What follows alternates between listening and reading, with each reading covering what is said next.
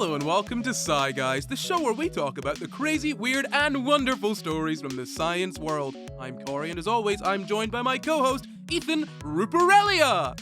Hello.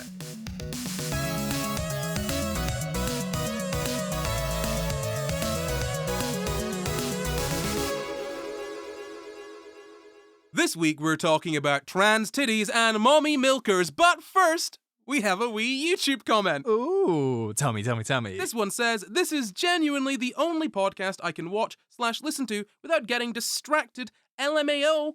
Exclamation mark. We're highly engaging. That's my takeaway. I heard we're hiding engaging, which you're not really hiding it, my friend. Anyway, let's move on. I've got a question for you all. Now, if you're watching, get down to the YouTube comments and answer it there. If you're listening on Spotify, get to the Spotify spot and answer the question on Spotify. But if you are anywhere else, if you're on Apple or any of those other podcasting platforms, here is what I would like for you to do. You must conceive a child. I don't care if it's not possible for you. Life finds a way. Jeff Goldblum told me that. Okay, if dinosaurs can do it, so can you. Just conceive a child, and when the child is born, make the child's legal name the answer to my question. And the question is, Ethan, were you breastfed or do you breastfeed? Let us know why or why not. And a bonus question, just because I'm interested, if you're a trans parent, why don't you let us know what that experience is like? I imagine it's not great. People just look through you the whole time, surely. Okay. I see what you're doing. You don't see. They're I transparent. see right through you, buddy, okay? In a world fraught with injustice, by far the most pressing issue to address is women feeding their children.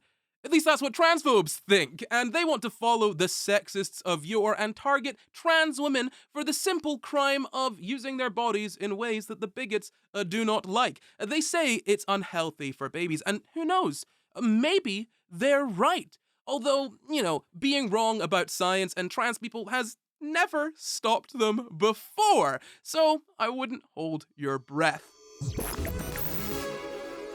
Breastfeeding is what we're starting off with today. I'm not going to be breastfeeding you. Don't worry. We're just going to be talking about breastfeeding. God. Because you're going to get too full. You won't have your dinner. I've told you this. 2 feedings a day, 1 in the morning and 1 before bed. Fine.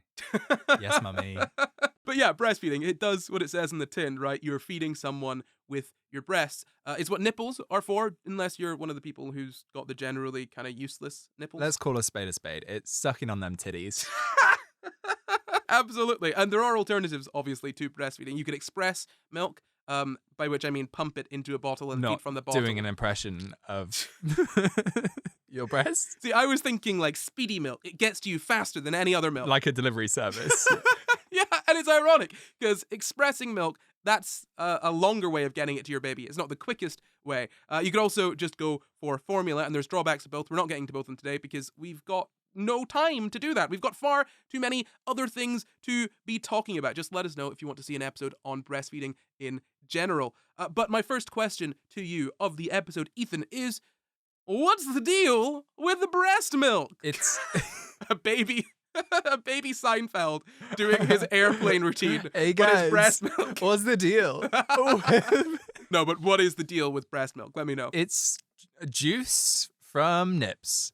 It's the good stuff. It's the nectar, the sweet goodness of life and nutrition and hydration, all from a little natural pump. Yeah, I think what you're saying, if I were to rephrase it for you, And I don't think you need to. I'm I think going that to. was perfectly succinct. I'm going to. Uh-huh. Breast milk provides ideal nutrition for infants with vitamins, proteins, and fats that are more easily digested than formula. Okay, that's a key thing to note. It's got white blood cells, antibodies from the mum, and it helps babies fight off viruses and bacteria within their own little baby bodies. That's exactly what I said. Thank you. It is. I just put it in a way that makes You used more boring words. Okay, fine. I What are the see. benefits of breastfeeding to the baby? Sucking on them titties. Okay, I feel as though if I ask you a question, you're not going to answer it. So I may ask you fewer questions. I think, no, I'm serious. It is, hydration, nutrition, and just generally to keep them alive. Yeah. Typically. I mean, yeah. feeding things will often As feeding do goes. a little bit to keep them alive, yeah. But more than that, it also lowers risk of asthma, allergies, ear infections, respiratory illness, bouts of diarrhea, and the risks of diabetes and obesity. I mean, I thought I was breastfed until this moment, but that's just a checklist for me. Yeah, oh, you've got all of them things, yeah. Every single one. Yeah, I mean, I've got the really bad allergies. I wasn't breastfed. No, Yeah, I ain't never sucked on a nip, unfortunately. at least not as a child. Well, okay, right. That's none of your business, okay? What Fine. what we do in the privacy of our own studio is none of your business, even though you're involved. But yeah, more than just all of those sort of like health benefits, it's also kind of on tap, essentially, right? Mhm. So the baby can eat On draft. whenever it wants. Yeah. Yeah, the baby can eat whenever it wants. It also builds an emotional bond between you and the baby if you are the one that's breastfeeding, not if you're just, watching it happen or in some way unrelated to the breastfeeding. I mean, I think it specifically. could. I mean, no, because the baby, when it's born, probably wouldn't be able to see you if you're standing too far away. No, true. But there's a communal bonding experience on looking at a woman breastfeeding in a restaurant and shaming her. Right? Moving on. The breast milk, it kind of adapts, right? It's not like a sort of We're one and talking. done. It's like an X-Man, That evolves. They evolve. They evolved. which is adaptation. You mean it can become like thicker and creamier? Can it go from like skimmed to whole in one? The Like does nutrient the balance. areola Okay. turn from red to blue? No. I mean, it might turn from blue to red, to be honest. Yeah, I mean, if they're sucking too hard, it might change to a different Yeah. color. But no, what I mean is then that the green. nutritional makeup will change for the baby's needs as it grows. So as your baby kind of gets older, your breast milk isn't going to be the same as it was when it was born. In fact, like when breast milk first comes out, do you know what it's called? Like the first sort of bit of breast milk you express? Like a little dribble. It's called colostrum, but it's Ah. it's like thick and sort of white, and it's different in qualities. Like to, clotted cream. You know what? Sure, I guess. If Now, you my want to picture question that, is, do you put the jam on before or after on your scones? I would say after 6 months, which is roughly when you could start introducing solids. Smooth. Yeah, thank Yeah. you. And on top of that, you want to start introducing solids after about 6 months, but you can continue breastfeeding for as long as you and your baby need it. And way beyond that as well, I'm sure. Well, I mean, yeah, no, you like technically. I mean, I suppose if you are trying to express milk, you continue stimulating the breast. You could, I guess, conceivably just continue to produce milk for as long as you want. If Yeah. you want to make ice cream out of it or something, which Which yes, I do. someone has done. With whose milk? I once came into the office and I looked like in the the start of fridge this story before. already. I don't like the start of this story already. I went into the office and I was making myself a coffee, and I looked in the office fridge door, and we're a very modern office. We have a lot of milks, and so I'm an oat milk sort of guy, and I went to grab the oat milk, and you could see the row of them. You had your oat milk, you had your almond milk, you had your skimmed, you had your organic semi-skimmed, and then a bottle of expressed breast milk was in the fridge door, which is wrong for so many reasons, primarily because you shouldn't keep milk in the fridge door because it keeps it at an unstable temperature. Yeah, I'm sure that is That's the main thing that's wrong with that. the main concern. Yeah. I mean, yeah, no, it's fine keeping breast milk in a communal fridge. That's And it foams perfectly up fine. really, really well. See, now I'm worried that you might have actually accidentally. Accidentally is not the word you're looking for. We're going to discuss this afterwards because I feel this is a true story, and I also feel I know whose breast milk it is, which makes me even more uncomfortable. So Keep on guessing. okay. Well, I'm glad that we've done this. A little aside that no one else can enjoy. But let's get back to the actual episode. So I mentioned that it helps in bonding. It can help you bond with your baby. I suppose, you may have bonded with the person whose breast milk you drank, but because it was It's a real expressed, connection, yeah. well, because it was expressed, there wasn't any skin-to-skin contact between the two of you, at least dear God, I hope there wasn't. And it's the skin-to-skin contact that actually is one of the really important things, which is why you'll see people, saying you should hold your baby against your bare skin when it's, naked except for a nappy.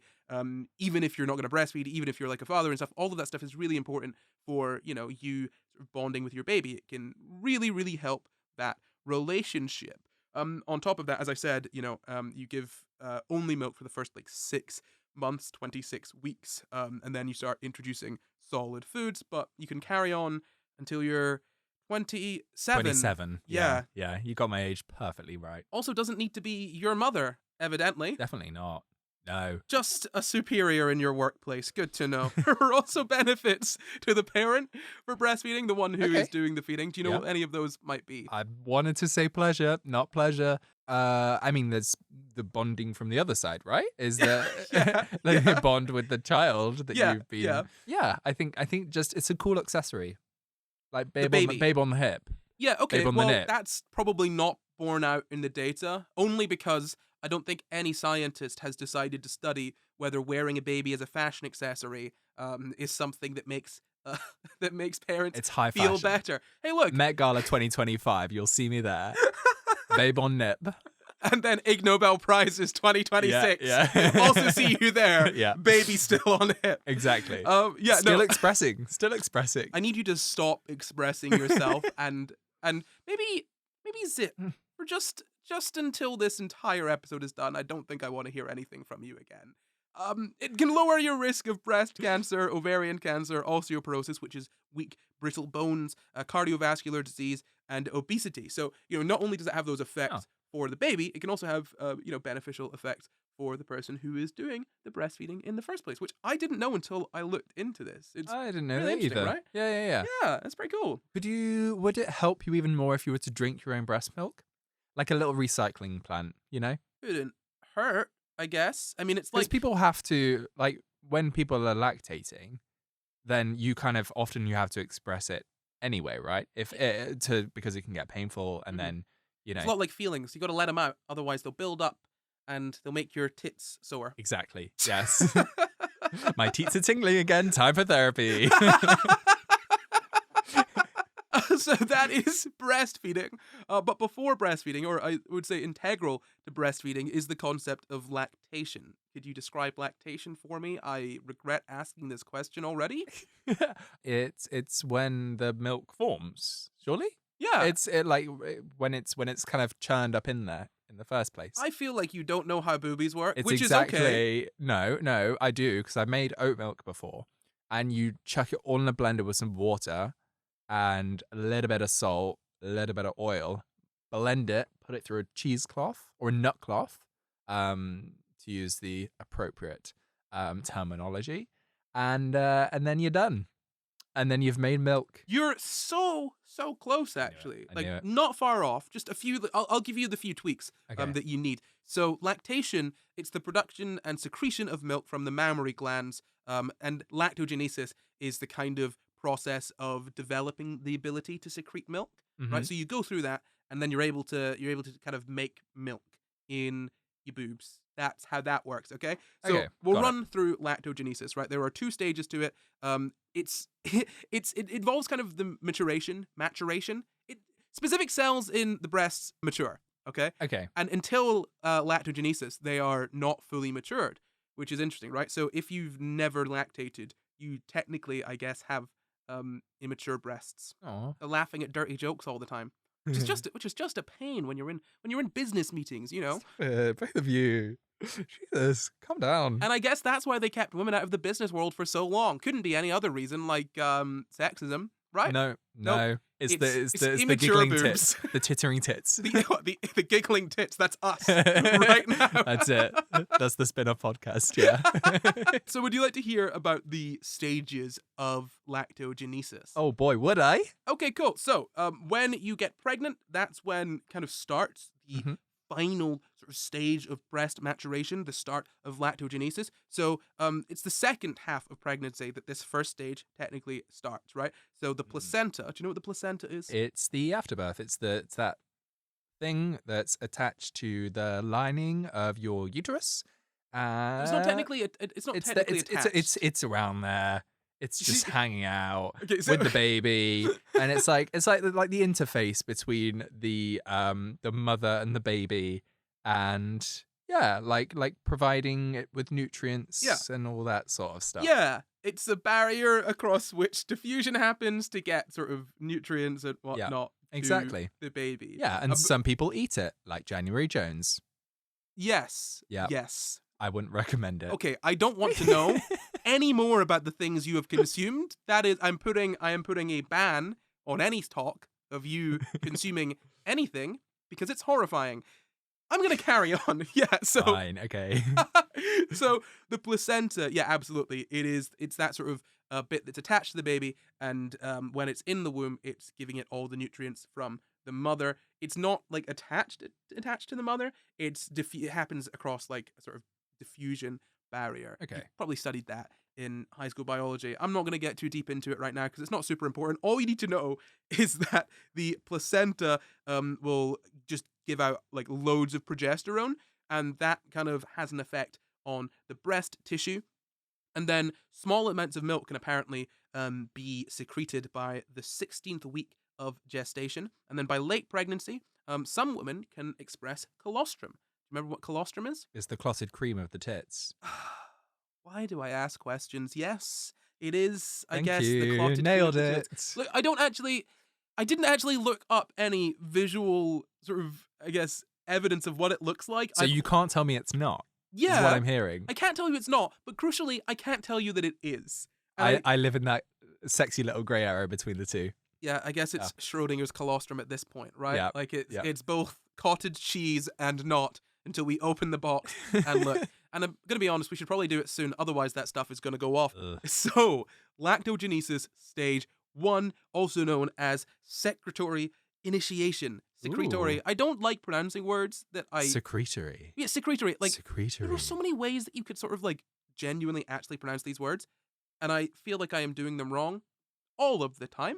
I mean, words are made up. That is so true. Yeah. Everything's made up, so I can make the rest of this up. I won't. Don't worry. Yeah, there we go. Okay, so on to stage 2 of lactogenesis, secretory activation. Secretory activation. Loads of different ways to say words. Yeah. I'm not going to try. I'm not going to try doing it better. You're just going to have to deal with it. So, secretary. Not a secretary. There's no secretory, as in to do with secreting.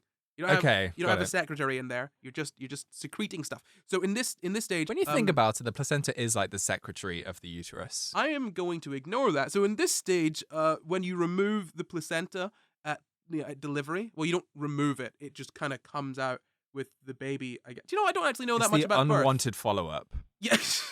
It's like Kick-Ass 2. You know? But the Kick-Ass 2 was 2. pretty fun. I had a good old time with it.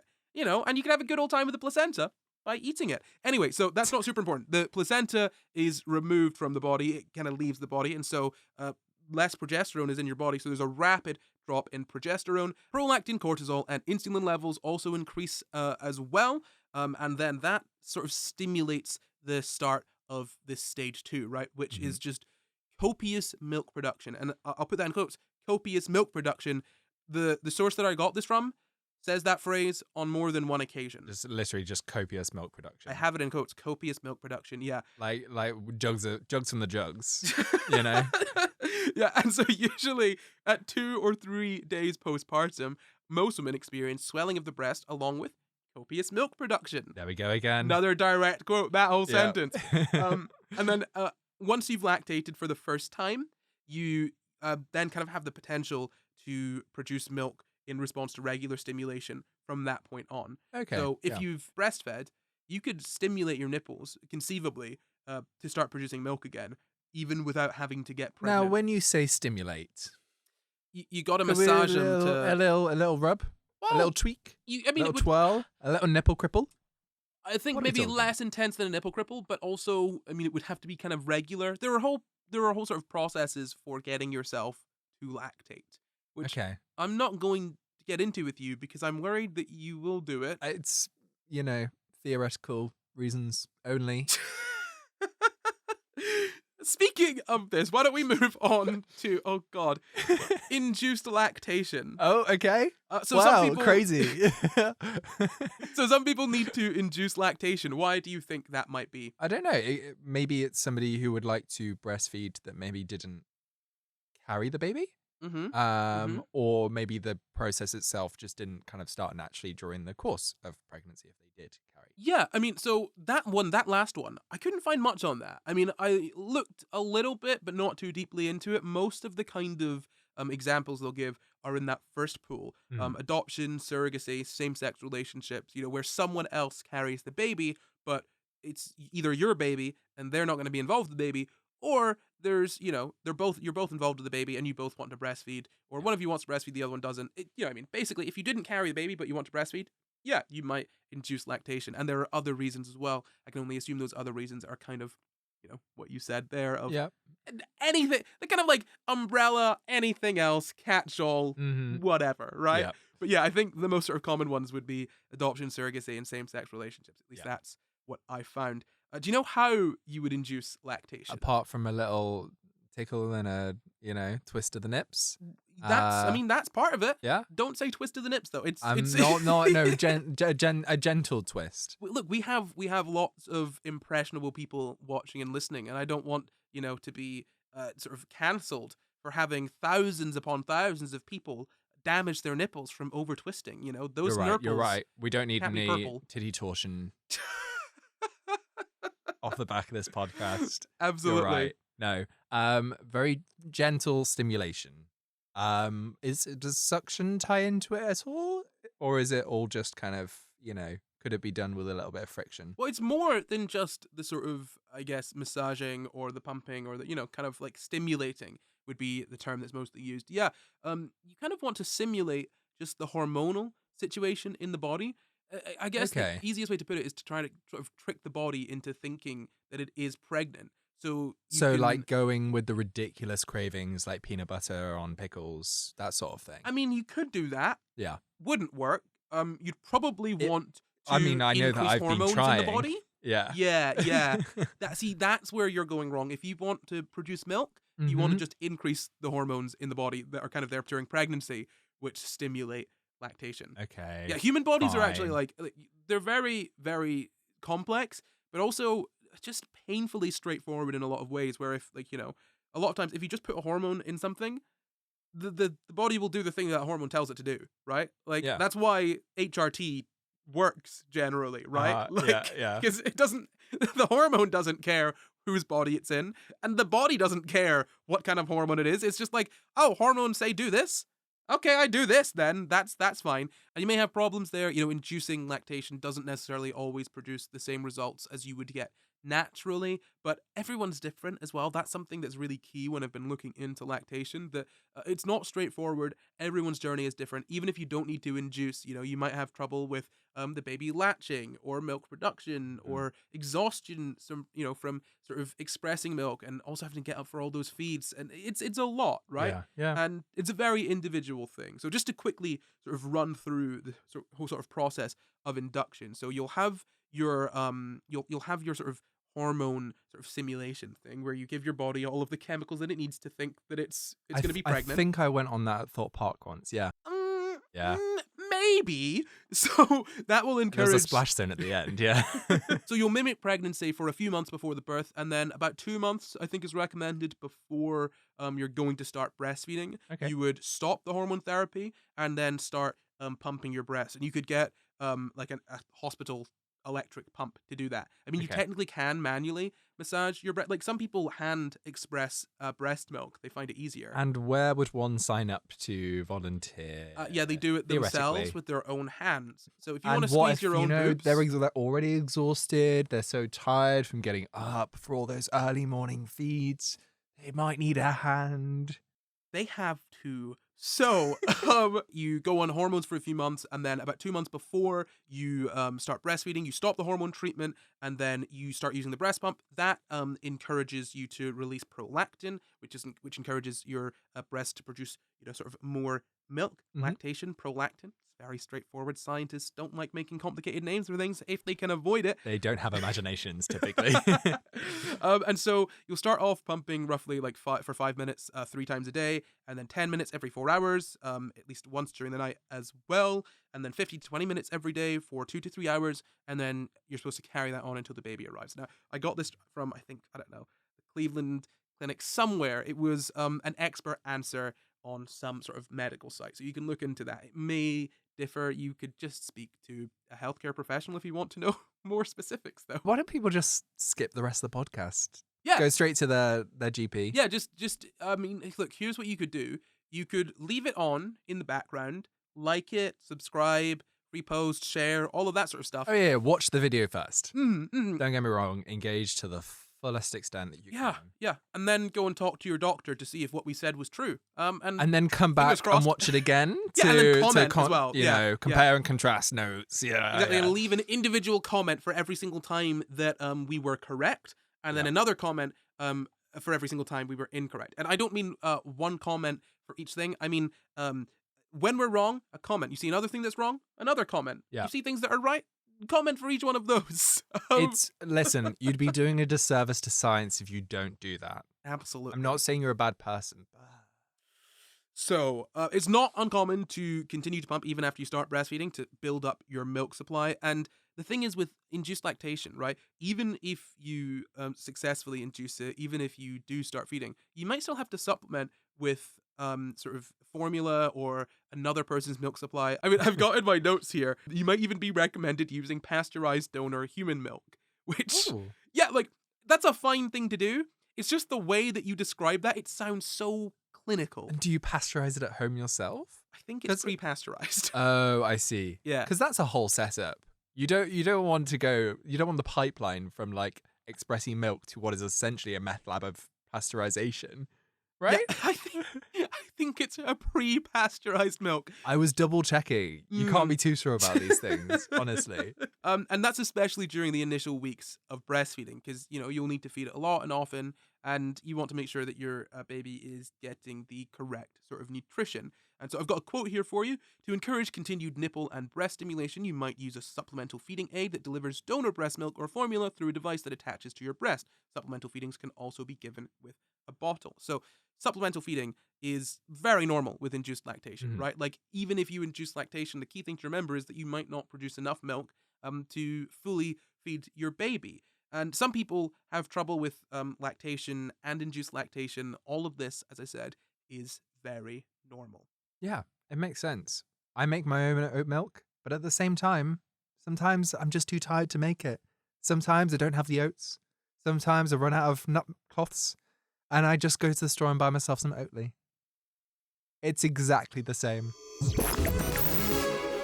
Ding-a-ling-ling, this prawn in my hand is telling me that that's the ad bell. Goodness me, Corey, when did you learn to speak to prawns? Well, look, I learned to speak prawn as soon as I subscribed to SCI GUYS on YouTube and also went ahead and followed them on Apple Podcasts and Spotify. That's an awful lot of amazing things you've done there, Corey. I wish that everybody else would do that right now. Yeah, who knows? Maybe if you follow SCI GUYS on Apple Podcasts and Spotify and go ahead and subscribe to SCI GUYS on YouTube, you might be able to speak to prawns too. But how much does it cost? It's absolutely free. What? Yes, and not only does it let you speak to prawns, it also supports the show and helps it get out to more people. That is eminently desirable. Yes, it is. So go ahead and subscribe to SCI GUYS on YouTube and follow us on Apple Podcasts and Spotify if you want to speak to prawns. Warning, subscribing to SCI GUYS on YouTube and following us on Apple and Spotify may not allow you to actually speak to prawns. Ethan, I ask you this. We've spoken about lactation, we've spoken about induced lactation, all of that was within cis women, but can trans women lactate? I don't think I know. No, I need an answer. I'm sorry. I don't know. Won't do. Maybe. No. Sometimes. Definitive. Yes. Broadly, yeah, if it's induced. Hey. Yeah. But yeah, we've known this for a while as well. So I've got a Pink News article linked below with all of the other references. As always, our references are down there in the description. You can have a look through them. So this Pink News article, it mentions national headlines being made in 2018 from a case study published about a trans woman from New York who decided to breastfeed her child, right?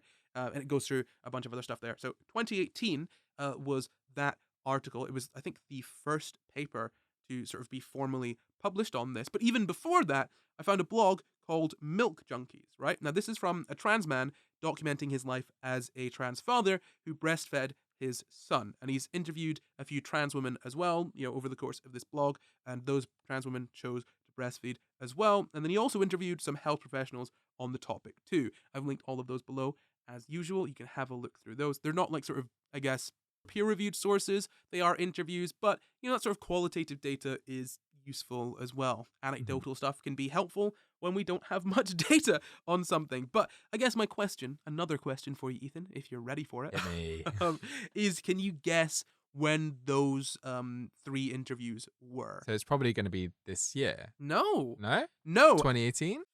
No, so 2 of them were in 2013 and the third was in 2017. And I think I found one earlier example of a news article talking about trans women choosing to breastfeed. Do you want to hazard a guess as to when that article was published? Well, I'm going to guess it's pre-2013, right? So, I don't know. Let's go with a nice 2009. Close, actually. It was 2010. Oh, yeah. So close. It's really close, right? But this was an Oprah interview from the 29th of September 2010. And I want to note that the tone of this article was just... You gotta lactate, you gotta lactate, you gotta lactate. But it was like really refreshingly nice. Like, I think living Which is exactly my review of the breast milk that I had in the office. So, I guess that's the running thread of this episode. You're a breast milk... I mean, most people are breast milk drinkers, I suppose. Yeah. But you carried on the practice longer than most and did it with people that others most often wouldn't. Anyway, as I'm saying, the sort of tone of this article is really refreshing. And, I mean, the reason I'm saying this is because the way that trans people are treated in the media now is... How do you think it is? Not great, man. Yeah, you're not short selling that at all. No. It's pretty not great. How is the trans experience in 2024? Ethan? Not great. Yeah, that's succinct to the point. Thank you. Yeah, they did show pre-transition pictures in this interview. And I say interview, it's like an article. I think it was, I think they went onto Oprah, and this was an article written about them going onto Oprah. Yeah. I saw pictures of them looking like they were on Oprah, okay? And yeah, they did show pre-transition pictures. They mentioned her dead name, but it was 15 years ago. And I guess that was not more accepted, but it was just a more common thing for the media to do back then. But outside of that, it didn't misgender her at all. It was really respectful. It was kind of a tone of like, hey, look at this thing that you wouldn't have expected could happen. Yeah. Anyway, they're really nice and they're having a lovely time. Isn't that nice? Do you know what I mean? Yeah, it's like quite neutral, I would say, as like quite. It was kind of positive. Almost objective. Okay, it was positive. Good. Yeah. So it was two. It was. I wouldn't say 2 lesbians necessarily because I think one of them dated both men and women, but it was 2 women in a relationship, and they were both the sort of biological parents of the twins. And I think they both breastfed or just the trans woman did. But, she'd transitioned, about, I think, 10 years before, her wife gave birth.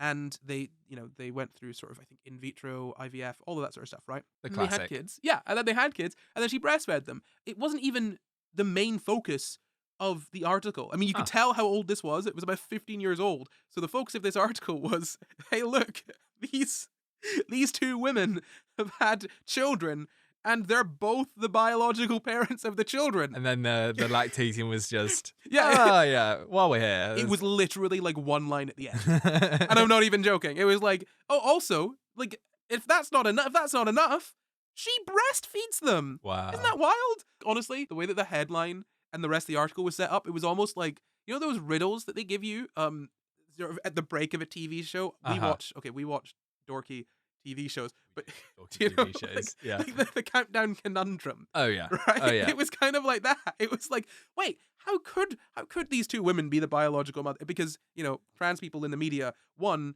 weren't as maligned as they are now, and 2, were more of just kind of like a slightly unknown oddity, which isn't a great position to be in. But I think I suppose it'd be a damn sight better than right now, where everyone and their mum and J.K. Rowling are jumping down your throats for doing anything.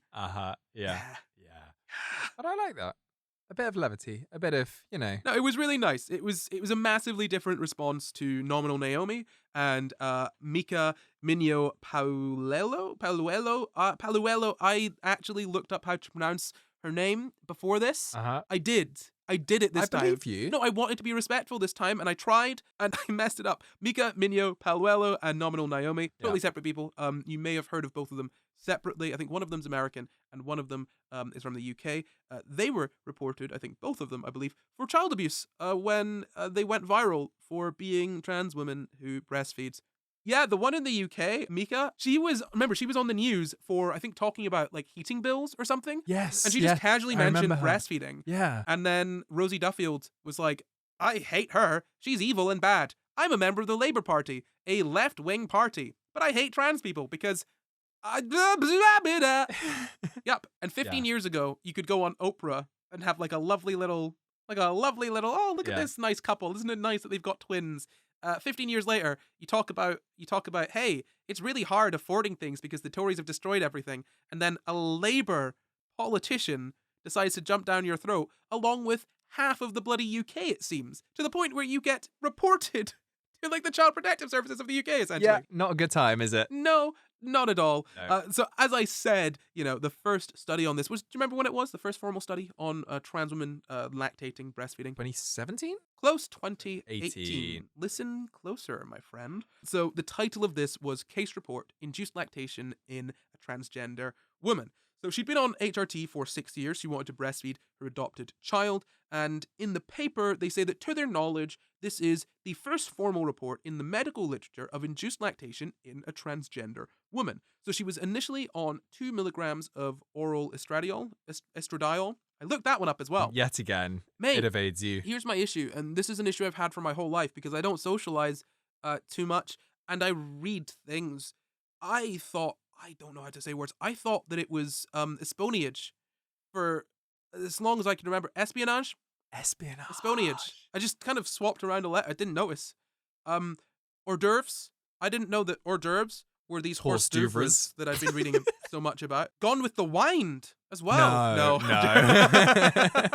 You're winding me up. I'm winding. Damn it.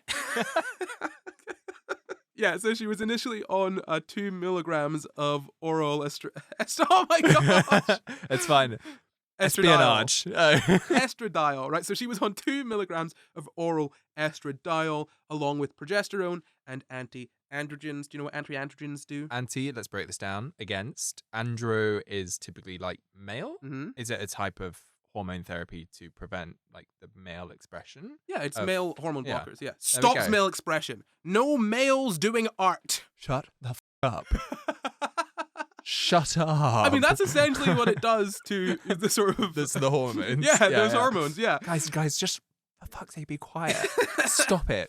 We don't need to hear any more from you. Listen to women, okay? Listen to women. And women in this scenario... Women's voices and women's hormones. Would be the female hormones, I guess, yeah. So during the course of induction, she was also on domperidone. No. The sparkling water. When I saw that word, I was like, oh, I need to say this a few times, and you're going to be making like a Dom Perignon joke or something, like a bloody champagne joke. That wasn't dumb. Perignon. So she was also on domperidone during the course of induction. That was to increase prolactin. She was on an increased estradiol dose along with progesterone, and she also pumped her breasts. And they go on to say she was able to achieve sufficient breast milk volume to be the sole source of nourishment for her child for 6 weeks. Huh. Yeah, which is great, right? Being the sole source of nourishment. I mean, I think for the first couple months, or newborns at the very least, I think need 45 to 90 milliliters every 2 to 3 hours. I'll take your word for it. It's in my notes somewhere, but I'm remembering that one off the top of my head. But it's a fair amount. Yeah. So 2 weeks before the due date, she was making about 8 ounces per day of milk. And then her estrogen dose was lowered to a low dose patch. A low dose patch is just kind of the general name for it. That's 0.025 milligrams or 25 micrograms, I believe. Yeah. Yeah? Yes. 0.025. It is, because I checked it earlier. Yeah. You could have just said yes. I thought you were good at the quick maths. I am. Yes. Edit it. And I should clarify as well, because I forgot to mention this, estradiol is just estrogen, essentially, right? That's okay. Yeah. If I say estradiol, it's essentially like your E sort of tablets or patches or whatever, right? Yeah. That is what we're talking about here. Domperidone, now I said they use that to increase prolactin, which is true, but it's also an anti-nausea drug. It was used off-label. It's not approved by the FDA because, and I quote, of unknown risks on breastfeeding infants. Interesting. What do you think the NHS says about it? Oh, the NHS? Yeah. It'll be fine. It'll be all right. Yeah, go on, give it some. You got the tone down. There's not much information about how much domperidone passes into breast milk, but it's only a tiny amount. It's been used during breastfeeding for many years without babies having side effects. You got to watch out for like them having diarrhea and stuff, and if they do, you could take them into the doctor. But yeah, it's generally fine. It's not approved by the FDA. In summary, but yeah, it's fine. Yeah, it's fine. A little bit. A little bit is fine. A little bit as a treat. It's just the equivalent of like British parents being like, I mean, a little bit of booze isn't going to hurt them, right? I'll shut them up, Yeah, right? exactly. Yeah. Oh, baby won't get sleep. Slip a bit of brandy in there. I'm pretty sure in the UK it's not illegal to drink alcohol under the age of 18 with parents. It's just you're not allowed to buy it. I think that is the law. Highly suspicious, but you might be right. I mean, I'm pretty sure that. I mean, oh look, how many house parties did you go to when you were a teenager? No, because this is gonna out me. I you went, didn't I go went to to some any? house parties. I didn't drink until I was 19. How many house parties did you go to as a teenager where people were underage drinking when you I weren't? genuinely don't think I went to it. Really? Well, I went to I them, was and so uncool until I hit 18. Yeah, definitely 18 is when it changed. yeah, 18 and then a few years, right? Yeah, Mhm. yeah. When you had to because you were in university. Mhm. So when I went to these underage drinking parties, and I didn't partake in any of the drinking myself, obviously, I would never. Where you are from Scotland. Hey, there's no lower age limit on drinking there, okay? We No. got it down pat. No, but when you'd go there, and again, I cannot stress this enough, I was not drinking. I did not have a sip of booze until I was whatever the legal age is. I forget. I go to lots of places. Yeah. But anyway, the police could show up and they'd look around. They'd be like, is there an adult here? All right, well, keep it down because people are complaining about the noise. And then they'd just walk away. So long as nobody was like, in a bad way. Yeah. They're like, none of our business. Yeah, They'd- leave them be. yeah, they'd be like, all right, see ya. They'll learn their lessons. That's more than we could ever do right now. I mean, what do the police know about learning their lessons, really? Oof. Got them. A bit too hard hitting for this podcast, I think. Let's keep it light. Yeah, so basically, domperidone, as I said, anti-nausea drug, it was used off-label in this case, but it's also used off-label. It's been used off-label for a while to sort of, I guess, help people produce breast milk, right? That's not something that's exclusive to trans women. But it's something that a specialist might prescribe, if they feel that you need it. Mhm. It's not something that you could just walk into your GP and be like, give me domperidone to make titty milk. And they're like, okay. They'd probably send you to a lactation specialist and they'd make that decision based on, your health history and all of the other stuff that specialists think about. Yeah, probably the right call. Yeah. And the paper as well says that they might not even have needed to use it in this case to induce lactation. Oh. Yeah, they might have had enough production of milk to not need to use it to stimulate it further. But in this case, again, it's not necessarily 100% safe. In the sense that it's been rigorously tested. There's tons of empirical data saying this is fine, but there's no data saying that it's super harmful. And there's sort of a lot of anecdotal evidence of it being fine. And it's been used during breastfeeding for a long time without any side effects kind of showing up. So it's one of those things where it's like, look, we think like it's fine, but we can't say that it's fine We because can't wait 80 years to find out at at the end of it all like if it's fine. Like specialists, they know what the risks are, but they can't come out and say it's fine because they don't have the data there empirically, despite having Gotcha. But there's also a concern with anti-androgens. Do you have any idea why there might be a concern with taking anti-androgens during sort of breastfeeding? Could it be that it's passed down to the child? Yeah, so right. it can show up in the milk. I mean, that's one of the things you got to watch out for. Do you know anything else that could you want to avoid when you're breastfeeding? Like all the other risky behaviors, they say, Don't go off do on a any- bender. Yeah, well, I mean, you wouldn't have the time to go off on a bender if you're breastfeeding. That's true. You're 3 hours into a bender. All right, I got a pump, guys. Give me a second. On the go, White Russians. There you Yeah, go. there we Actually, go. Yeah. yeah. But no, yeah, you shouldn't be drinking or any of those things because things can get passed down into your breast milk, and that's exactly the issue here. Yeah, there's a concern with anti-androgens passing down into the breast milk. I'll just read this quote verbatim here. It's a bit of a long one, so strap yourself in. One major difference between the induction of lactation in cis and transgender women is the need for androgen blockade in the latter group. Our patient continued to take spironolactone while breastfeeding for androgen blockade, a known metabolite of spironolactone. I hope that's how you pronounce it. I've just run for it. A known metabolite of spironolactone is excreted in human milk. This has been shown to be 0.2% of the maternal daily dose, which is thought to be clinically insignificant. Spironolactone has been reported to have a tumorigenic potential in rats. According to the American Academy of Pediatrics, it is thought to be compatible with breastfeeding. So, to kind of summarize what all of that means, basically what they're saying there is cis women generally don't need to have anti-androgens when they're breastfeeding. Like, as a rule, if you're a cis woman, you're probably not going to need an anti-androgen because your androgen production is not going to be all that high. Whereas with trans women, their androgen production is going to be naturally higher, so they take anti-androgens to lower that androgen production so that estrogen can be their sort of primary sort of sex hormone, which would then cause all of those changes that you see during HRT. Now, while there might be some dangers with this anti-androgen, like in rats, child doctors, not doctors that are children, doctors, the ones that study, they specialize in children. Yeah, the pediatrics. Yeah. The American Academy of Pediatrics, they're like, it seems fine. And 0.2% of the maternal daily dose, that means 0.2% of what you're taking a day could, I guess, be passed down into the breast milk. That's not enough to cause any significant changes or be of any concern, is what they're saying there, right? Yeah. And so, that's kind of the first study. That's an overview of the first sort of study on this topic of trans women breastfeeding. And I kind of want to go through, I guess the kind of concerns that these reasonable people have with trans women breastfeeding. So the first one... There were a lot of air quotes there for people listening. Oh, you can feel the air quotes, I'm sure. You can feel them. Thank you, though. Thank you. But yeah, can HRT affect the milk and negatively impact the baby? That would be sort of the first question you'd want to ask, right? That's what a lot of people are saying. So I guess, what do you think? What do you think the effect of HRT is going to be on breast milk? Well, I think my first and only concern is the taste, right? As we've firmly established up until now. That's my primary concern, right? I'm not here for keeping up the medical, I'm not here for the people.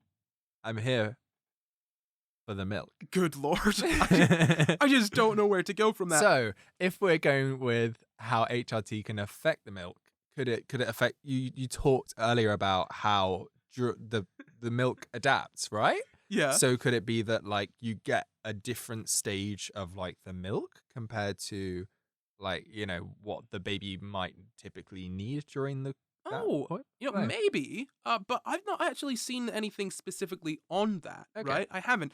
I guess the main concern with the HRT and the milk is whether the HRT is going to sort of pass down into the milk, whether the hormones are going to be present in the milk in significant enough concentrations for it to affect, the baby. And we've got almost no data on this for trans or cis women because, there are cis women that need to take HRT. If you've got sort of POI, which is premature ovarian insufficiency, POI, right? So you might need to take, HRT for that. We might do an episode on POI at some point in the future, actually, as well. So the reasons that cis women might need to be on HRT and still breastfeed, but the issue is we know so little about this, right? So the following quotes are exclusively in reference to cis women. I want to make that abundantly clear.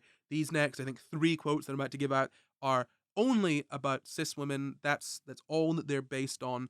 And I absolutely do not want to give anyone the idea that the authors of these quotes are saying that these quotes should then apply to trans women. Okay, anything outside of these quotes is going to be my opinion based on the studies that I've read and the anecdotes that I've sort of seen around this topic. So be sure to, in your head, separate these quotes from everything else that I am saying, okay?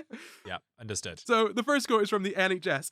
There's not much information on taking estrogen for HRT whilst breastfeeding. Most of the information comes from the use of other types of estrogen as a contraceptive. If you're breastfeeding and need to use HRT, estrogen tablets, patches, gel, or spray are not usually prescribed unless a specialist recommends it. NHS. Easy. Now, moving on to Wendy Jones' fact sheet. Dr. Wendy Jones, PhD, and a whole other host of letters, lots of letters. You can tell someone's very smart when they've got lots of letters. And Wendy Jones, Too many letters, maybe. the perfect number of letters. Perfect nice. amount, I would say. Yeah. 26. It's a perfect pangram. Maybe it's a bigram, okay? You don't know. You're You right. don't You're know. right. Listen, she can choose the gram that she wants. Wendy, you do you, girl. Now, Wendy has a background in pharmacy, and in 2000 completed a PhD on drugs in breast milk, and she's also written several books on the topic of breastfeeding. And as if that weren't enough, she also provides advice and healthcare to professionals and parents via email and several Facebook pages. Go into the references and check out Wendy's stuff. It's absolutely incredible. Like, one of the things that I really love about doing this podcast is just finding people like this who just throw themselves sort of wholeheartedly into their area of study and just help people. It's like the passion they have for it is just, it's brilliant to me. I genuinely love it. So the quote here from Wendy's fact sheet on the menopause and breastfeeding. It says, there remains no conclusive research on the passage of HRT medication into breast milk. It appears anecdotally that there is less impact on milk supply from using transdermal preparations than oral medication. There remains the possibility of reduction in lactation due to the estrogen contract inhibiting prolactin. Anecdotally, HRT at standard dose of less than 2 milligrams has been used by breastfeeding women without impact on the nursling or supply. There's been no research on higher doses or use outside of license application. In English, Corey. In English. Right, what that's saying is we've got no conclusive research on HRT and breastfeeding. Okay. Right, so being on HRT whilst breastfeeding, we've got no research that we can say, yep, we're confident that this is what's going on. Okay, but from, kind of just drawing together anecdotes and the kind of general trend that people have been saying, because obviously outside of empirical research, things are used off-label. Specialists can, sort of monitor these things and, help people out despite there not being a huge backlog of data. I mean, we kind of have to, otherwise we wouldn't be able to get data in the first place, really, right? So based on that, it seems that there aren't like that many impacts on it. There's not any huge risks to worry about at the sort of standard doses of I think it's sort of 1 to 2 milligrams orally. I want to be clear here. Through the ear. Orally, through the mouth. Gotcha. Yeah, I don't want to be clear. There are different ways of taking estrogen, and there's different sort of doses that go along with those. Below in the references, I have a sort of sheet that will help you kind of figure out how those doses relate to each other, right? So, like, for example, if you've got X amount in a patch, that's equivalent to this amount orally, right? Okay, yeah. So you can check that out down below. And, I want to draw your attention to a couple lines in there. There's no research on higher doses or use outside of licensed application. Outside of licensed application, would be HRT for trans people. Really, I'm pretty sure that's not FDA approved. I think it's essentially off label, which is why you've got so much trouble with trans people trying to get HRT. They have to go to specialists and all of that sort of stuff. There's so many hoops to jump through, that and transphobia. And that line there is essentially saying the research has only been on cis women. So these statements are, as I said, only about cis women. And then on to my third quote. Okay, this is still from Wendy Jones' fact sheet, but this comes from Hale. It's either Hale, the website, or Dr. Thomas W. Hale, who I think runs the website. The website is essentially I think it's just a big database on drugs and breast milk and submit reports of it, and it's run by clinicians. You can look into it, okay? But the quote here is what's I important. will. Yeah. I'm sure you will. Yeah, you love you some breast milk. I want flavor profiles. I want fat content. You want to see if you could drop Molly into the breast milk and whether that's gonna work. You said it. I'm sorry, Molly, to all the Mollys in my life. So the quote for you: although small amounts of conjugated estrogens may pass into breast milk, the effects of estrogens on the infant appear minimal. Early postpartum use of estrogens may reduce volume of milk produced and the protein content, but it's variable and depends on the dose and the individual, right? So do you get what that's saying? Yeah, it's basically saying that You're not going to want to use it if you're bulking. It's not got the good protein for the gains, you know? I mean, look, what it's saying is that some estrogen may pass into breast milk. It may have an effect on the protein content, but that effect is variable. It depends on the person. So you can't just kind of definitively say, taking each estrogen, being on HRT, is definitely going to lower the protein content of your milk to the point where it's bad for your baby, right? It's kind of saying you can't say that. Is that where I've been going wrong all this time? Yeah. I've been putting that in my protein shakes. That's why you're so scrawny. Why? Your protein shake's made from breast milk, which you drink every single day. No. Twice a day. One for each. Oh, wow. Wow. This is not where I expected to go. But... No, me neither. Okay. Yeah. So again, those quotes are exclusively in reference to cis women using HRT. So we can't really use the information we have on cis women to say it's 100% fine for trans women. There are obviously going to be some differences there. But my reason for bringing these quotes up is not to imply that the authors sort of are endorsing trans women breastfeeding based on sort of the information that they've got there. Instead, it's to show how limited our knowledge is on just so many of these topics. Because as you can see, like, there's just not that many studies on HRT and breastfeeding in general. And when it comes to the difference between trans and cis women's HRT, the main sort of thing that you'll see is a difference in dosage. Generally, for example, oral estradiol for cis women with POI, which we've mentioned already, would be about 1 to 2 milligrams, whereas trans women are usually on a dose of, I think, about 2 to 8 milligrams of oral estradiol, or, Okay. the sort of equivalent of the different sort of ways of getting estrogen into your body. But have you noticed the problem here with finding an issue with trans women using HRT compared to cis women using HRT? There's a lot more variables going on. Yeah. Look, I wouldn't with expect you to have women. picked up on it. I wouldn't No. expect you to pick up on it, right? But there was one thing I said earlier, which was that in that first study that I mentioned, the one from 2018, Uh-huh. they dropped her estrogen dose to 2 milligrams orally when she was sort of producing the breast milk Mhm. to feed the baby. So when she was breastfeeding, they dropped the estrogen dose to within the sort of acceptable range, right? And it's normally 2 to 8. Yeah, that so right? while trans women would normally be on something like 2 to 8 and cis women would normally be on sort of 1 to 2, obviously for different sort of reasons, right? In one, I mean, the same reason more or less, Yeah. but one would be, because they're trans and the other would be because of POI. So trans women usually have a higher dose than cis women on HRT, but when it comes to breastfeeding, in that one I mentioned earlier, they dropped the dose. And in fact, in every single paper that I read on this topic, I think there's only about there's not that many of them, right? But in every single one of them that I read, all of them dropped the dose to the equivalent range of what was deemed sort of safe or acceptable for cis women's HRT when breastfeeding, right? Yeah. So if you're going to sort of fearmonger about trans women's HRT doses being too high and dangerous for a baby, they're not when they're breastfeeding, because I mean, the lactation people will know this, or at the very least they will think to look into it, right? Because the main thing is that people want to find problems with this, and they think, I am a smart person at the very least, and I have found a flaw here. I promise you, I promise you, if you are just some random on the internet who decides to make hating trans people their entire personality, I sincerely doubt you will be finding a flaw in the methodology of a paper that the scientists did not find themselves or point out in the discussion, right? Like, you are not the one that is probably going to find, the sort of the straw that breaks the camel's back, so to speak, right? Like, people that are smarter than you in this topic, that have studied this topic for way, way longer than you've even known about it, are probably going to know a lot more about it than you and think about it a little bit more deeply than you will, right? Because I knew nothing about this going in. In fact, I was like, oh, wow, yeah. Like, I was trying to think. I was like, okay, so maybe the situation is that trans women are on a higher dose, but is the dose that different? Is it really going to be that much of a problem? I'm not sure. And then I read the studies.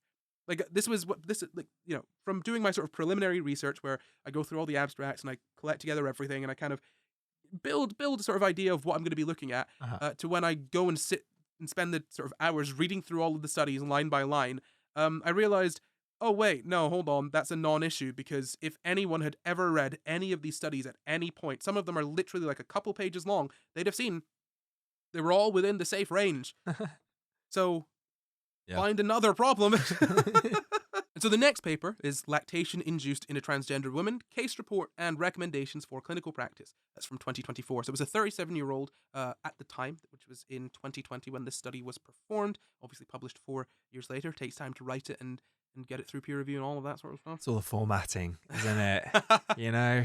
Oh, is that bold or Is it aligned? Yeah, I mean, the paper was done 12-point immediately. font? Yeah, the research didn't take any time at all. They just It's really wanted to nail down.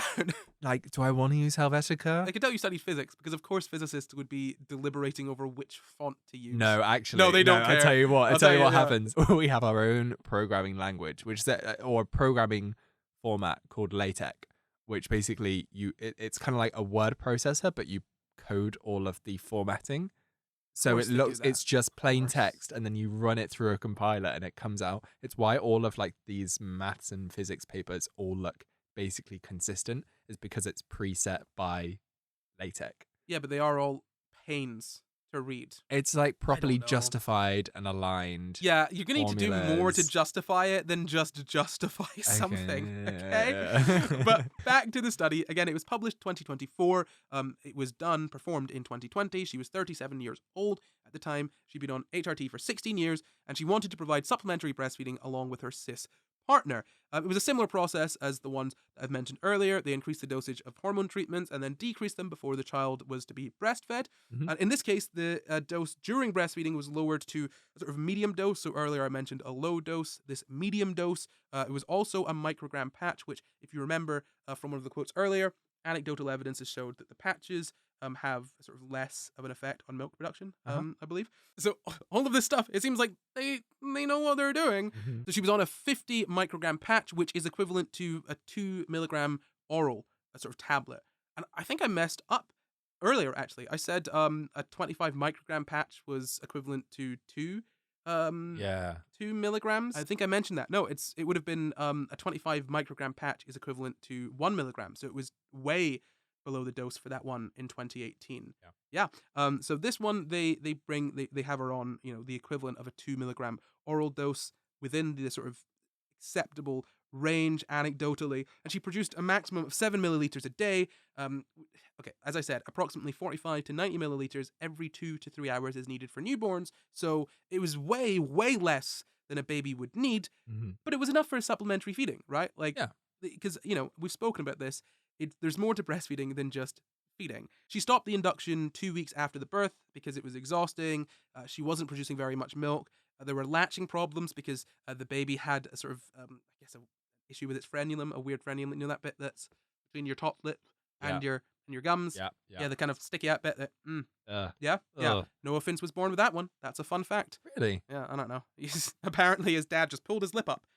And there you go. Fun fact about the fifth SCI guy. Wait, sorry. No, that didn't, as in pulled the lip up, didn't get rid of it. No, Or was that, it just wasn't there. it just wasn't there. Yeah, Oh, we just okay. noticed that he I didn't thought have one. The dad Yeah. No. like no. tore it or No, something? no. He'd be that would be him being born with him and it being torn. No. He was born without one, Okay. which can happen. Thank God. But in this case, it was kind of the opposite issue. The frenulum was kind of getting in the way of the latching. But the baby had the other parent that was kind of doing the bulk of the breastfeeding anyway. So she was like, you know what? This is a tough decision. I mean, actually, in the paper it says that she said it was a tough decision. And it's, she didn't feel too bad about the difficulties with the breastfeeding. She didn't, she felt, I think, worse based on what I read in the paper. Kind of what I got from it is that she felt sort of worse about stopping it. Like, she didn't want to stop it, but it was just like, look, it's a lot of effort. I've got to pump so much. It's taking so much time and I'm not producing very much. And, she had those moments with the child anyway, where they kind of, the kid did latch and that was really great. And so it's like, look, well, I've kind of got that bonding down a bit already.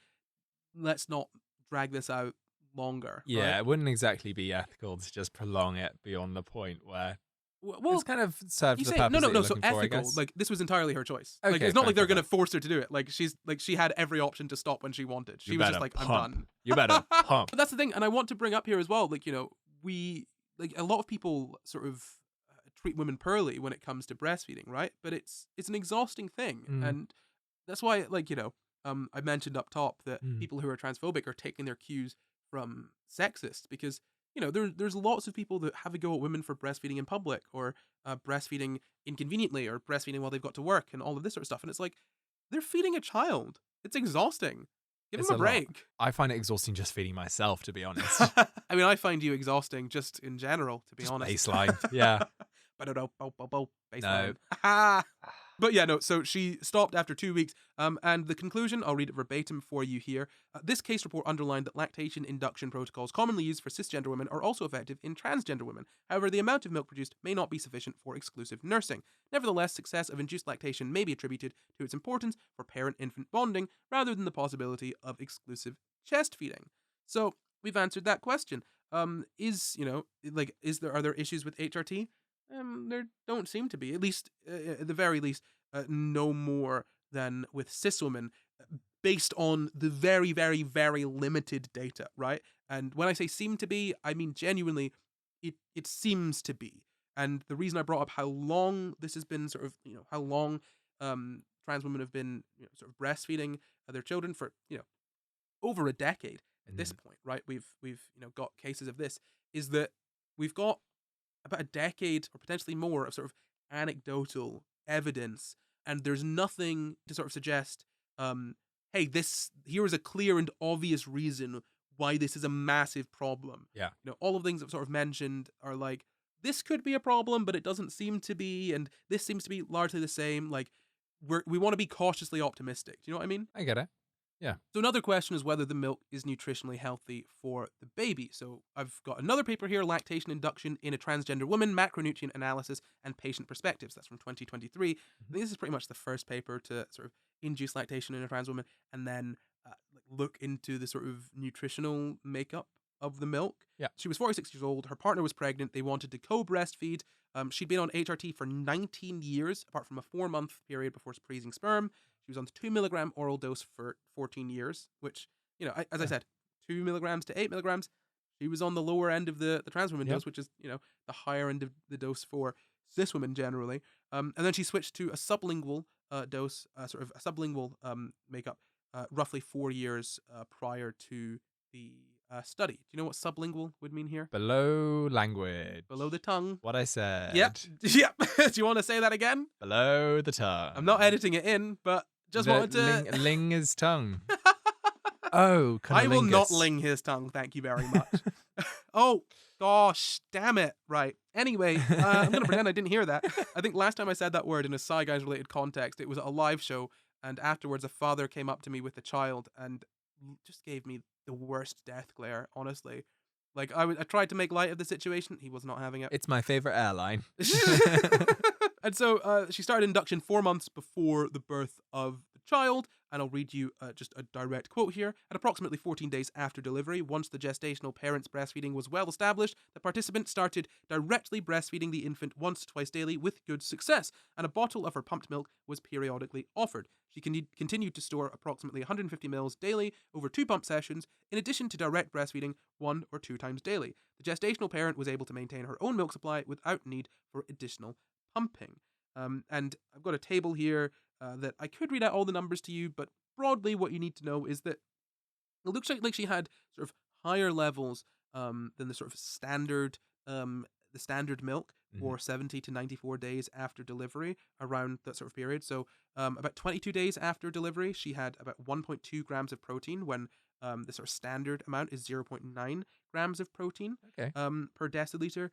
Fat was 4.1 compared to 3.4, lactose 6.9 compared to 6.7, and calories 21 compared to 20.4. So this was all at the very beginning, and I think, all of those numbers only increased. So what you're saying is it's super milk. Trans women have better milk. Yeah, I guess that's it. Yeah, sorry. I mean, that's the science. It's not an opinion. There's someone to make a joke about biological advantage, but I'm not gonna be the one to do it. Nope, me neither. No, don't want to touch that with a 10-foot pole. Basically, what to take away from this is one single study from about one person, so we can't make sweeping judgments, right? Mm-hmm. But what we can take from this is, at the very least, it would seem there isn't such a glaring, massive issue such that every single trans woman is never going to produce milk that is remotely nutritionally healthy for their kids, Yeah. right? Like, Yeah. we've seen one person seems to be in a decent range. Now, they didn't look into a lot of the other things. So these are macronutrients, right? Sort of basically like sugar, protein, fat, calories. Obviously, there are loads of micronutrients, Vitamins, and vitamins, stuff like that. antibodies. Yeah, but I was looking this up, and apparently it's really tough to know the exact makeup of breast milk because it changes so much. Oh, yeah, yeah, yeah. yeah. And so, future studies could look more deeply into this, but if we're talking about, being sort of cautious about this sort of stuff and making the right sort of decisions, from the evidence that is available, it doesn't seem that there is any significant and clear and obvious difference between trans women's breast milk and cis women's breast milk. And again, as I said, a lot of people who induce already have sort of difficulties with milk production, right? Like, it's not necessarily going to match milk production if it sort of was naturally produced, let's say.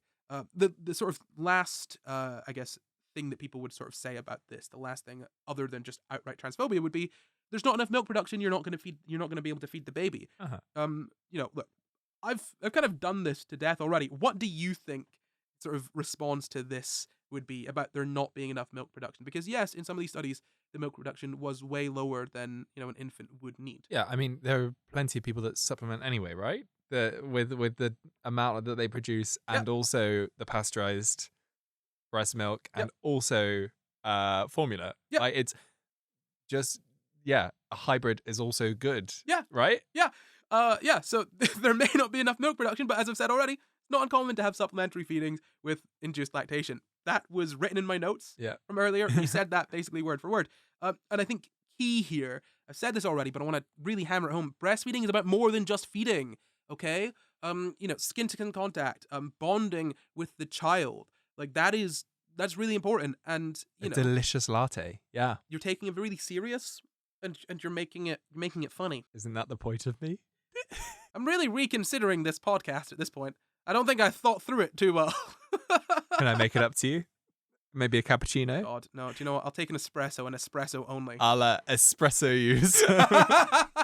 Yeah, you brought it back. You brought it back. Thank you you. brought it back. But yeah, no, breastfeeding is about more than just feeding, right? Like, even if the baby's not getting sort of its complete nutrition from the breastfeeding, like, still, those moments are good for bonding. They're really important for that parent-child relationship, right? So you can supplement, as we've said. In fact, only 83.1% of infants in the US are breastfed at any point in their life. Huh. So, it's not like formula is inherently bad. Yes, it doesn't confer all of the benefits of breast milk, but, it's an option that is there if you need it. And if you want to breastfeed and supplement, that is, kind of your choice, right? Yeah. And we don't have any evidence to suggest that it's doing significant harm to infants. And so, there are chances that there could be other differences which could be significant enough to be a reasonable cause for concern. 100%, yeah. But, like, again, what follows, in my opinion, based on what I've read about cis women and trans women and breastfeeding on HRT and all of that sort of stuff, and the limited case studies and the few sort of interviews of anecdotal evidence and all of that sort of stuff that I've read for this episode, right? Information is limited for cis women. Less so than for trans women, but still limited. Yet we don't see the same vitriol being levied at cis women who induce or choose to breastfeed whilst on HRT. And we don't see people saying these women shouldn't be breastfeeding due to the unknown sort of dangers of it, or that that there's a lack of empirical data on the subject. There's limited data. I'm not going to deny that. But what I've seen from people is not like, hey, let's look into this. It's, this is wrong. Which, where are you sort of getting that from? From what I can see. Where do you draw the line? Like, why are you drawing the line? Trans, that's where you draw the line. Yeah. It's fine if cis, it's trans is bad. That's where the line is. Yeah. That's where they're drawing it. There we go. Boop, right there. Very easy. But look, I reckon, honestly, that the reason people are not saying, hey, let's look into this, and instead they're saying, hey, this is wrong, we need to stop this right now, despite the fact that there's not really a great amount of evidence saying, hey, this is really dangerous, so much so that we need to stop it. I think the reason for that is that the concerns aren't really about the well-being of children or about the lack of knowledge in this area. It's about the women being trans. Like, that's where the line is. That's the line. Yeah. A shocking suggestion, but probably true. It surprises me every day How can people be transphobic? Very easily. They apparently. exist. Yeah, but look, we do need to do more research into this topic. And personally, I'm of the opinion that in the interim, we don't really have enough evidence to say this is outright bad and unreasonably dangerous based on the limited data and anecdotal evidence I found. But I'm not an expert. I'm just a person who sort of looked into this over the course of a couple of days, spent a few hours really, really trying to dig into this, really understand it. But nothing was glaring to me, and that's not just based on my opinion. It's also based on, the opinions of the scientists that I've read in those specific papers about trans people, right? Mhm. The ones who are actively looking into this. None of them have said, this is a major cause for concern. They kind of all said, there are some things we want to keep an eye on, but we should sort of look into it. And they kind of point to it not being a huge cause for concern, especially considering it doesn't seem to be done without oversight. It's done with oversight. It's done with regular checkups. Mhm. So where's the issue? Yeah.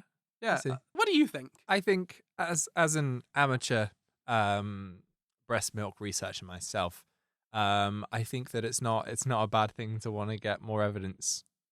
But I'm hearing good stuff. You're just thinking about mommy milkers, aren't I'm you? just thinking about mommy milkers for the past hour and a half. I'm just Oh God. So yeah, I mean, to kind of bring it to a close, is this really a problem? doesn't seem like it. No, probably not. Not based on the best available data. It's very limited, but it's not something we should all be up in arms about. Harassing women, reporting them to Child Protective Services, for. No. Especially because for a trans woman to induce lactation, she, probably needs to go to a specialist in the first place, who is probably, the very least gonna try and make sure that she's, safe in the same way that specialists will try and make sure that, Yeah. that any woman is Normally how that goes, yeah. generally, honestly, fewer than 1% of people worldwide, according to estimates, are trans. From 0.1 to 0.6% are the sort of estimates. An even smaller percentage of those people will be trans women. An even smaller percentage of those trans women are going to have kids. An even smaller percentage of those trans women who have kids are going to want to induce lactation to breastfeed their children. Mhm. And so it gets to the point where you're like, why are you so mad about this and literally nothing else? Like, surely if you're worried about the safety of this, you should also be mad about women who are on HRT whilst breastfeeding. And I don't think you should be mad at them, because let women breastfeed. Like, women should have a right to breastfeed their children if it is, not unsafe for the child, or for, the person themselves. So yeah, what's the problem? Tell me, Ethan. Why is this an issue? Transphobia, baby. The classic. Yeah, classic. Yeah. Woo! And last thing, I think, is this perverted? Because a lot of people are saying it's perverted. It's a whole sexual thing. What do you think?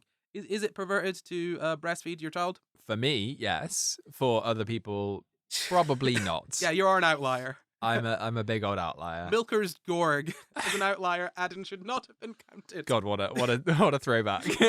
Yeah, but no, I mean, I think honestly the perverted angle just comes from the belief, the incorrect and transphobic LGBT belief. plus people generally are perverted. Yeah, And yeah. And that's very sort of especially applied to trans women as well. And the point is that people make is, it's not natural, but nothing is natural. Inducing lactation isn't natural. HRT isn't natural. Natural is not something you should be basing your morality off of. A cis woman who can't lactate could just use formula. Is she a pervert for choosing to induce lactation? No, probably not. Probably not. No, a cis woman who can't. She can be a pervert separately. Yeah, she could be. Yeah. She could be, But not innately. No, Not inherently because of it. It's kind of weird that you're like, this trans woman is a pervert because she wants to induce lactation. It's weird to me that you would think someone's a pervert and be like, the only reason that you could be doing this is because you get sexual gratification. I think it's perverted to apply sexual gratification as a motive for a whole group of strangers that you don't know, and constantly think and talk about that. Maybe you should look into yourself. Maybe. For a bit. Maybe. But yeah, I mean, like, ultimately, if you're going to go down the natural route, right, should babies just die if they can't be naturally breastfed? Yep. I'm a Spartan about it. Leave them on a hillside. If they don't survive, then they're done for. The gods can take them. I have no, obviously, written in my notes. So I guess the problem for these people, like, we've eliminated everything. It's clearly just that the women are trans, right? Yeah. Yep. Yeah. Not a good problem to have with someone. Trans misogyny, isn't it? Trans misogyny. It's It like is. the Coke Zero to misogyny's Coca-Cola. You know, if you God, what an analogy. That's- like, yeah, that tracks. you sure. could say one is better than the other, but they both still rot your teeth. And Pepsi Max is better. But that is all. Other than one last thing, I guess we've got to do. It's the quick fire quiz. Dun dun dun. Mummy Milkers edition. Fantastic. So the rules for the quickfire quiz are the same as always. I will ask one question. That's one question between you and the audience. The first person to answer the question after I have finished asking wins. What do they win? A bottle of my co-worker's breast milk. Oh, you're really going to be playing for this one, aren't allegedly. you? You're really going to be playing to win this one. So my question for you is, how many stages of lactogenesis are there? 3. Yeah, kind of. There are 2, but you can say the third one is after. Yeah. Am I getting there? I want this episode to be over, so I've seen one place say the third stage I'll take it. after you've I'll lactated, take it, yeah. when your breasts are lying dormant and ready to lactate. Dormant breasts. What a way to end it! And that is all from us. But before we go, we would like to thank all of our patrons with an extra special thank you to executive producers Rev Lunar and Glitch Rabbit. And thank you for watching. You can find the full references for this episode down in the description. Subscribe for new episodes every Sunday, and why not leave us a nice wee comment? You can support the pod at patreon.com/SCI Guys, or you can find and contact us at SCI Guys Pod on Twitter, Facebook, Instagram, YouTube, SCI Guys on TikTok too. Or you can send us an email at sciguyspod@gmail.com. Sorry guys, pod. At gmail.com. You can follow me at NotCorey everywhere. And you can follow me at Ethan Bruparelia everywhere. Goodbye. Bye.